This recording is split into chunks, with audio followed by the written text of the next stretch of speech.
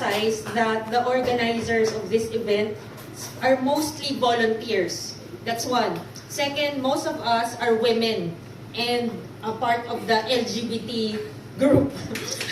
So I think that's the first that has ever happened. And third, kumbaga kasi yung event that we're going to create is actually, because Makati is a very western city, so we would like to go back to our roots. So the event itself will be dressed up like Binagyang.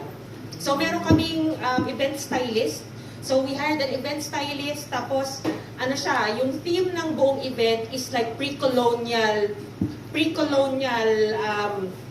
theme. So parang fiesta, parang ganyan siya. So pagpasok mo, may night market. After the night market, may LED wall. On the other side of the event, there's an MMA event. Tapos meron kaming platform. And then may DJ. So it's a combination of a lot of things. And I would also like to emphasize that the event itself actually has an art. May art yung event namin. Now, a week before the event, Barangay Poblacion has hinanap niya yung mga pinakamagagaling na artist in Poblacion, and they will be having a Bilao contest. May Bilao contest yan eh. Tapos whoever wins in the Bilao contest will be put in the arc of the event. So ang title ng event nila is Paint Your Future Through Sports. So basically, we're really highlighting MMA. We would like MMA to be a mainstream sports, just like boxing.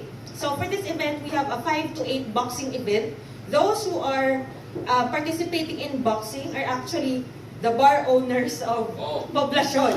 So that's the first.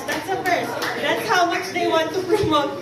The owner of Apoteca, if you know Apoteca, the owner of HQ. So they are some of the participants of boxing. There are also some influencers who will be participating in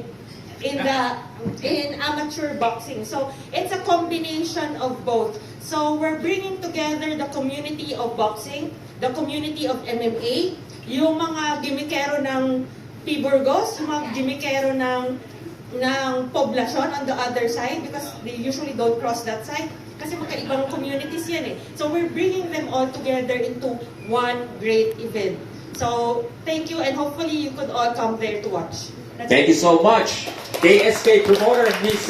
Siren Senyo, and of course we would like to thank our sponsor, syempre ang Barangay Poblacion, and also we would like to thank the Alpha One Poblacion and Rising Onwards ProMico, RS27 Global Exchange Corporation. Syempre po, once again, let us give a big hand for White Banana, headed by Sir Jimmy.